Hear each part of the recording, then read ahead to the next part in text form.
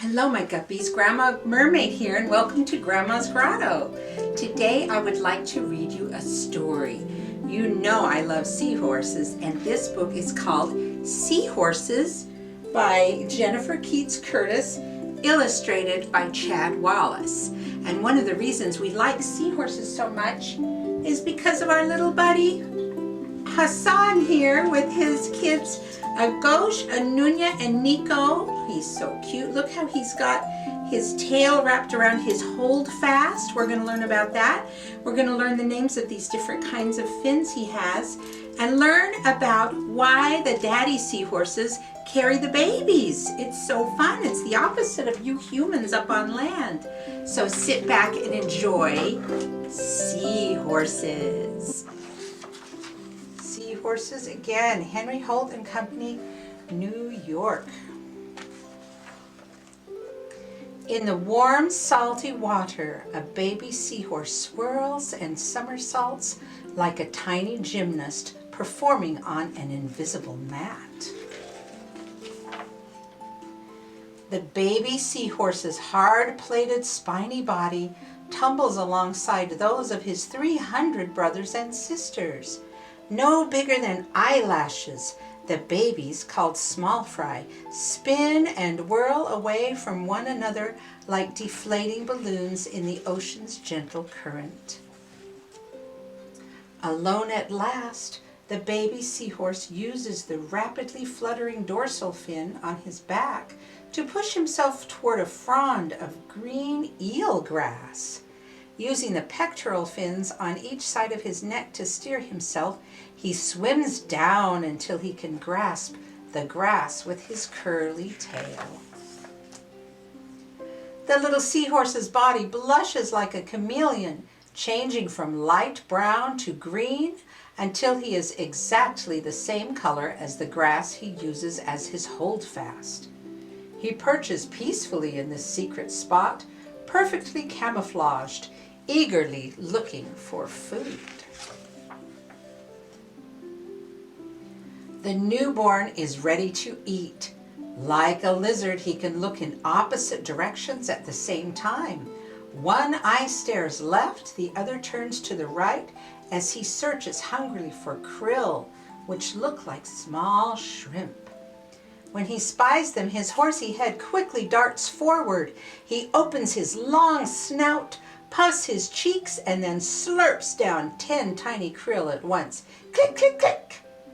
The small fry, like all seahorses, does not have a stomach, so he's always hungry. He could eat every 2 seconds and never feel full. Over the next few months, the baby seahorse grows rapidly, gulping the little animals that float near him as he hides in his small patch of the ocean's grassy meadows.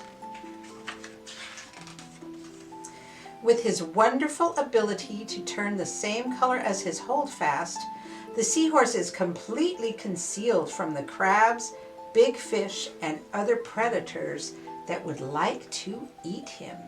See all these in there, he's hiding. Now the little seahorse is fully grown. One morning, a female seahorse arrives. She slowly swims toward him and fastens her tail to the piece of grass next to his.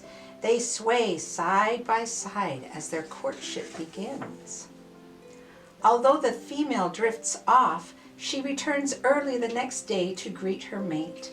This time he floats up to meet her. Dancing, they circle each other, changing colors from brown to green. His fins become very dark brown as he waltzes around her to music that only they can hear. The seahorse and his mate dance the whole day away. They face each other and float up through the water toward the surface.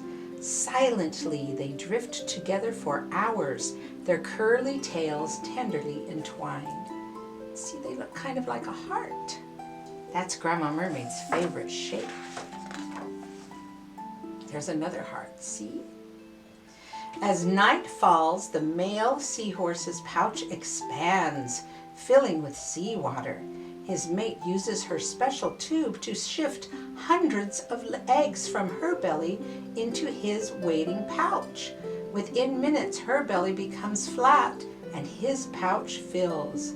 A few eggs float to the bottom of the ocean floor, but almost all land safely inside his pouch. It's like a big heart. For nearly 3 weeks, the seahorse keeps the eggs tucked safely inside his pouch as his babies grow. While he is pregnant, he remains quite still, eating only the krill that happen to drift in front of him. His mate returns each day as if to keep him company. One night, the eggs hatch. Like a bronco, the father seahorse bucks, then pumps his tail and pushes out the baby seahorses, each which looks just like him. Hundreds of small fry burst into the water. As the father's belly deflates, his herd silently stampedes away, hungrily seeking food and holdfasts. The last little baby cartwheels past her father, her tiny tail unraveling, then recoiling. She rolls and turns away. Her new life in the ocean has just begun. The end. I hope you enjoyed our story today, and let's see who was listening. Oh, I can see Beatrice and Esther today, and Robbie. Thank you for being here. We know you love learning about all our creatures and friends underneath the sea. Remember, there's no place on earth I'd rather be than under the sea with you. Bye-bye.